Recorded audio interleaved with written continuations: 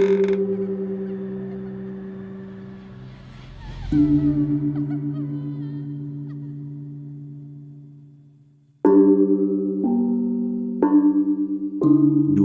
tahun yang lalu, di saat pedesaan masih sepi, belum seramai sekarang, ada satu kejadian yang sempat menggegerkan warga. Ketika itu, ada seorang anak kecil yang sedang bermain di sungai bersama teman-temannya. Saking asyiknya bermain, membuat mereka sampai lupa waktu, padahal orang tua mereka sudah mewanti-wanti, jika duhur tiba, pulanglah dahulu, jangan main kemana-mana, apalagi di sungai. Mereka bermain air, sebagian ada yang bermain tanah liat sungai yang bisa dibentuk apapun dengan mudah.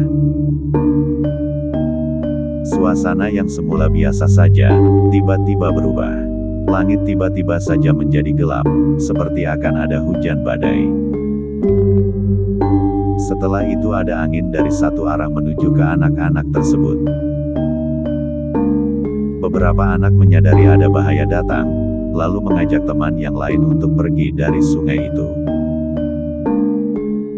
Naasnya, ada satu anak yang tidak menghiraukan teriakan teman-temannya. Dia tetap saja asyik bermain air di pinggiran sungai. Angin semakin dekat, barulah dia merasa ketakutan. Pasalnya, bukan angin sembarang angin yang datang. Ternyata yang mendekat adalah sesosok makhluk hitam pekat seperti asap yang berbentuk manusia. Dengan mata yang merah menyala, dan suara yang mengerikan, dia menjangkau anak tersebut yang terdiam memaku karena ketakutan. Beberapa temannya yang melihat kejadian tersebut, lalu lari ke rumah orang tua anak yang diculik makhluk tadi. Setelah orang tuanya dikabari, paniklah mereka. Langsung saja mereka menangis meronta-ronta, lalu meminta bantuan para warga. Di tengah kebingungan, ada sesepuh desa yang mengatakan bahwa anak tersebut diculik lampor, makhluk gaib yang memang sering menculik orang. Dengan beberapa sarana dan prasarana, dilaksanakannya lah ritual pemanggilan lampor agar mau mengembalikan anak yang diculik.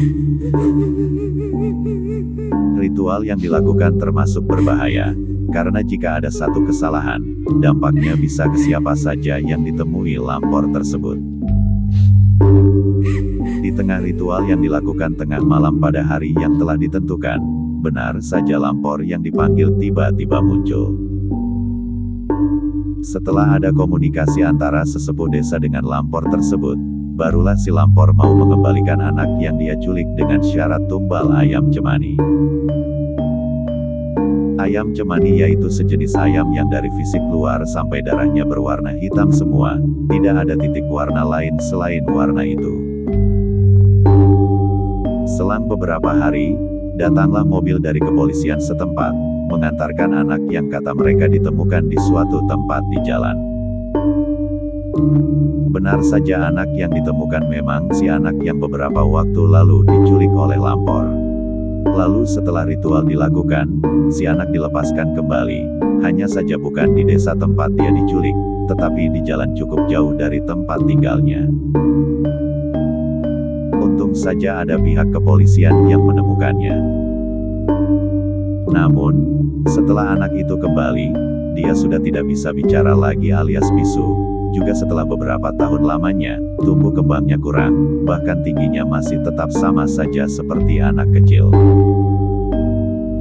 Konon dikarenakan saat dia diculik lampor, di alam sana sudah diberi makan yang menurut pandangan mata manusia, itu adalah makanan biasa.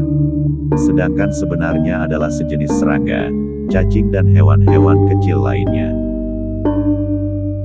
Hingga kini mitos lampor masih beredar di kalangan masyarakat sekitar sana, dan para sesepuh masih mewanti-wanti agar jangan sekali-kali bermain di luar rumah di saat waktu beduk atau duhur. Alangkah baiknya berada di rumah atau istirahat sejenak di waktu-waktu beduk atau duhur, juga waktu sanding kolo atau maghrib.